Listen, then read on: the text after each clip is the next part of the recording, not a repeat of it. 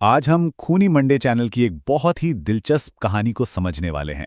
ये कहानी है एक माँ की, जिसकी बेहिसाब ताकत एक भयानक राक्षस से टकराती है। ये हमें याद दिलाती है कि माँ का प्यार किसी भी बुरी से बुरी ताकत से कहीं ज्यादा शक्तिशाली होता है। सोचिए, कहानी की शुरुआत ही इन डरावने शब्दों से होती है जो सुनते ही एक खौफनाक माहौल बना देते हैं। ये लाइन हमें बताती है कि ये सिर्फ एक कहानी नहीं है, बल्कि दुनिया में मौजूद उन अनगिनत बुराइयों में से एक की झलक है जिनसे हमें शायद सावधान रहना चाहिए। तो चलिए कहानी के माहौल में चलते हैं। कहानी की शुरुआत होती है एक ऐसी जगह से जहां कोई भी खुद को अकेला और असुरक्षित महसूस करेगा। एक बिल्कुल सुनसान हाईवे जो घने जंगल से घिरा हुआ है और जहां मदद मीलों तक कहीं नहीं है। तो इस कहानी की हीरो है मानवी।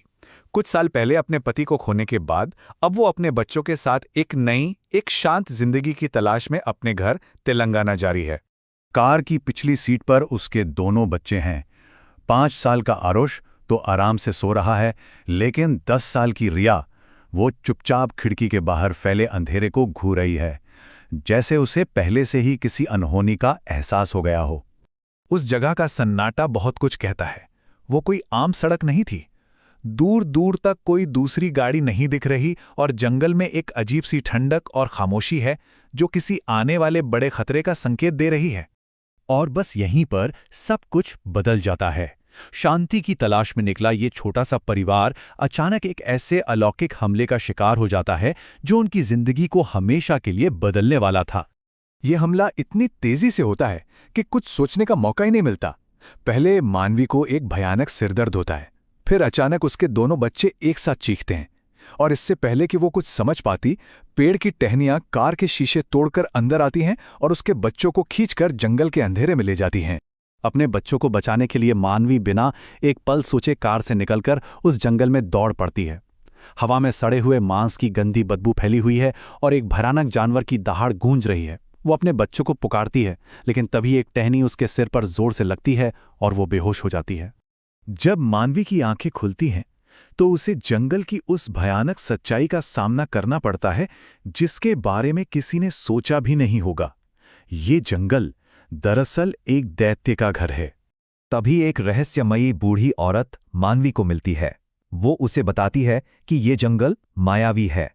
वो कहती है कि अगर उसे अपनी जान प्यारी है तो उसे यहां से फौरन चले जाना चाहिए। वो औरत उस दैत्य की पहचान भी बताती है, व्राणक। वो एक बहुत ही खूंखार दैत्य है जो देवी पार्वती के एक शक्तिशाली और उग्र रूप भूत माता काली का बेटा है। भूत माता को सभी जीव जंतुओं और आत्माओं की जननी माना जाता है।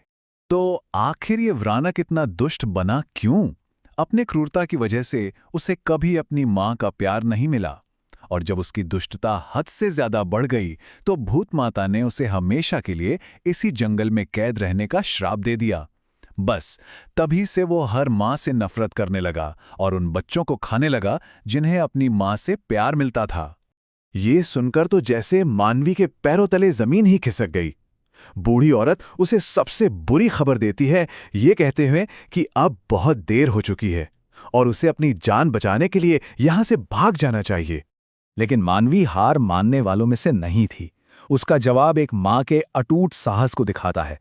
वो कहती है कि वो अपने बच्चों को छोड़कर कभी नहीं जाएगी।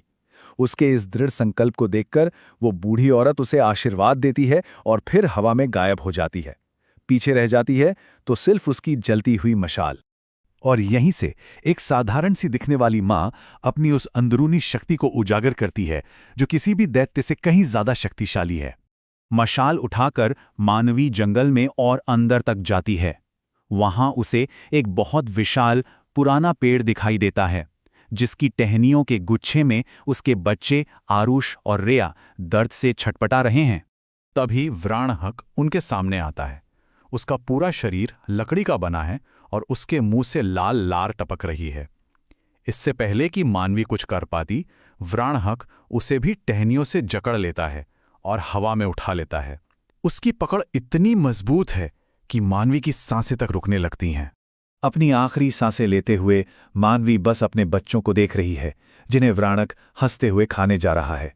वो रोते हुए एक आखिरी बार अपने बच्चों का नाम पुकारती है। ये एक मां की चीख है जिसमें उसका सारा दर्द और बेबसी शामिल है। लेकिन कहानी यहां खत्म नहीं होती। ठीक उसी पल मानवी की आंखें फिर से खुलती हैं, पर इस बार वो लाल हैं, जैसे उनमें आग जल रही हो। उसके अंदर एक दिव्य शक्ति जाग उठी है, जैसे स्वयं देवी उसके शरीर में आ गई हो। अब मानवी वो लाचार मां नहीं है, वो एक ऐसी दहाड़ लगाती है कि पेड़ की सारी टहनियां टूटकर बिखर जाती हैं। वो नीचे पड़ी मशाल उठाती है और सीधा उस पेड़ की जड़ों में आग लगा देती है, जिससे व्राणक बंधा हुआ है। अब देखते हैं कि इस लड़ाई का अंत कैसे होता है और ये कहानी हमें एक माँ की ताकत के बारे में आखिर क्या सिखाती है। आग बहुत तेजी से फैलती है। व्राणक की दर्द भरी चीखें पूरे जंगल में गूंजती हैं और फिर धीरे धीरे शांत हो जाती हैं। टहनियों का गुच्छा खुल जाता है और आरुष और रिया सुरक्षित जमीन पर आ गिरते हैं। कुछ ही देर में व्राणक का पेड़ और वो खुद दोनों जलकर राख हो जाते हैं। व्राणक के खत्म होते ही मानवी के सामने स्वयं भूत माता काली प्रकट होती हैं। वो मानवी के सिर पर हाथ रखती हैं और बस एक ही पल में मानवी और उसके बच्चों के सारे घाव भर जाते हैं और फिर देवी उगते सूरज की रोशनी में विलीन हो जाती हैं। उस सुबह मानवी अपने बच्चों को लेकर उस जंगल से बाहर निकलती है। बच्चों को कुछ भी याद नहीं था, लेकिन मानवी जानती थी कि उस रात एक माँ ने मौत को भी हरा दिया था। उसने ये साबित कर दिया था कि दुनिया की सबसे बड़ी ताकत एक माँ ही होती है। ये कहानी हमें सोचने पर मजबूर करती है कि क्या वाकई माँ के प्यार से बड़ी कोई शक्ति है।